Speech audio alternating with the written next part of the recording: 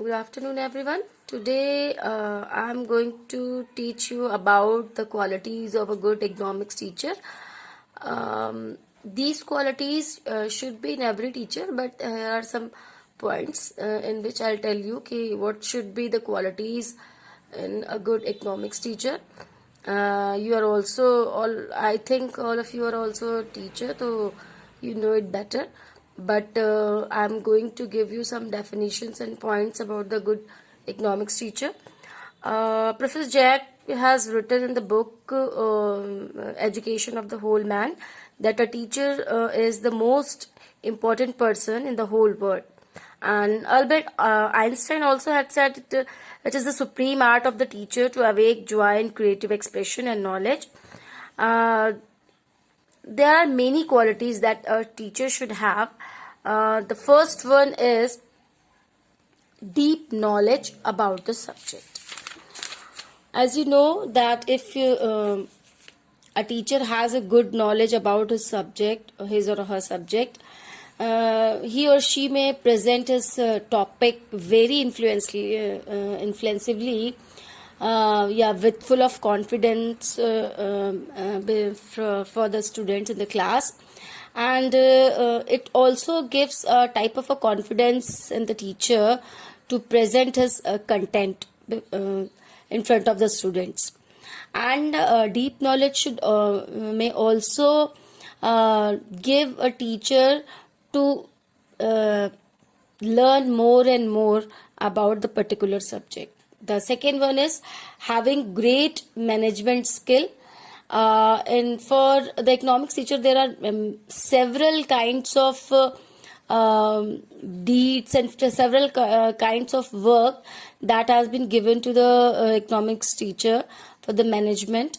And there should be a good management skill because he or she have to make many projects on the particular subject, like on a factory production, or in many kinds. The next one is good at understanding complex system. It means कि चाहे जितने भी उसको हमेशा problem solving होना चाहिए और understanding होनी चाहिए उसकी हर तरह से किसी भी कॉम्प्लेक्स तरह के सिस्टम में he or she will be able to adjust and will be able to give the full 100% to their children. कोई भी टॉपिक हो विद द एग्जाम्पल उसे भी समझ में आना चाहिए ताकि वो अपने बच्चों को बहुत अच्छे से समझा सके. तो इकोनॉमिक्स टीचर के पास बहुत अच्छी नॉलेज होनी चाहिए अपने सब्जेक्ट्स की. इसके बाद आता है curious. Every teacher should have this quality. Curious, जिज्ञासु होना चाहिए उसे. ही और she should be very curious to know कि उसके सब्जेक्ट्स में अब नया क्या हो रहा है, अब वो किस तरह के नए चैलेंजेस उसके सब्जेक्ट में आने वाले हैं. जैसे जीडीपी एनएनपी की बात करें हम आज के समय में, या अब अर्थव्यवस्था किस दिशा में जा रही है, किस टाइप की इकोनॉमिक पॉलिसीज का गवर्नमेंट यूज कर रही है, ये सारी चीजें उसको करंट लेवल पे पता होनी चाहिए. तो ही और she should be very curious. The next one is home having a more interest in general knowledge. General knowledge के टीचर को इन एवरी सब्जेक्ट, हर एक सब्जेक्ट के टीचर को इस तरह की नॉलेज होनी चाहिए. तो जनरल नॉलेज भी होनी चाहिए, सिर्फ अपने ही सब्जेक्ट की नहीं बल्कि बाकी विषयों के बारे में भी उसे थोड़ी बहुत जानकारी रखनी ही चाहिए, क्योंकि अवेयरनेस से भी बहुत सारी चीजें सॉल्व हो सकती है. साथ ही क्लास एग्जाम्पल्स देने में भी बहुत सारी सुविधाएं और बहुत सारे कॉन्फिडेंस उसको आता है, बहुत सारा कॉन्फिडेंस आता है. और इसके साथ ही साथ वो बहुत ज्यादा अच्छे से अपने सब्जेक्ट्स को पढ़ा सकता है क्लास में. इसके बाद उसकी पर्सनालिटी इन्फ्लुएंसिव होनी चाहिए. ही शुड व्हेन ही और she enter in the class, the whole class will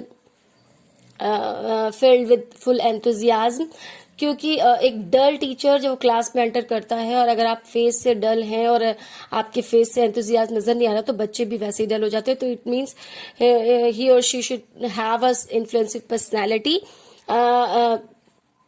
उसकी पर्सनालिटी से ये झलकना चाहिए, दिखना चाहिए कि वो कितना कॉन्फिडेंट है अपने सब्जेक्ट को लेकर, और वो आज क्या पढ़ाने आया है उसके लिए भी उसको पूरा क्लियर कट होना चाहिए।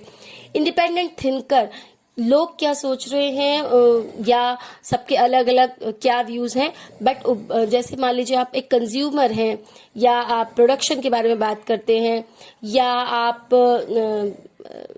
जमीन की बात करें, अगर हम भूमि के बारे में बात करते हैं, तो उसको अपने पॉइंट ऑफ व्यू से क्लियर होना चाहिए।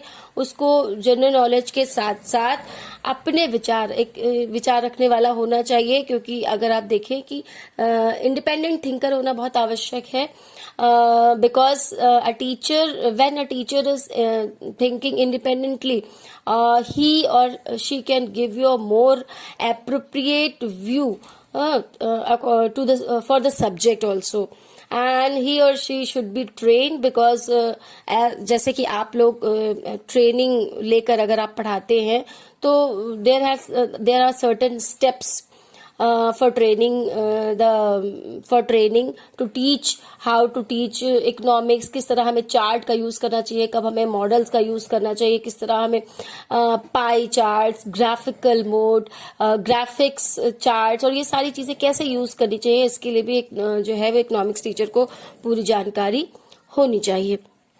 और साथ ही साथ मोटिवेशनल होना चाहिए, हमेशा मोटिवेशन देने वाला होना चाहिए एक शिक्षक को। तो ये कुछ पॉइंट्स हैं जो एक शिक्षक के लिए बहुत इंपॉर्टेंट हैं। हालांकि सभी टीचर्स के लिए, किसी भी आप सब्जेक्ट के टीचर में ये पॉइंट्स लिख सकते हैं, क्योंकि सभी टीचर्स को, सारे ही टीचर्स में इस तरह की क्वालिटी होनी चाहिए कि उसे अपनी डीप नॉलेज अपने सब्जेक्ट की होनी चाहिए, क्यूरियस होना चाहिए। तो ये आज आपका टॉपिक हो गया कि what should be the good quality of a good economic teacher, what are the qualities, या what are the qualities that should have in economics teacher. तो that's it, and I will give you also notes about that. ठीक है।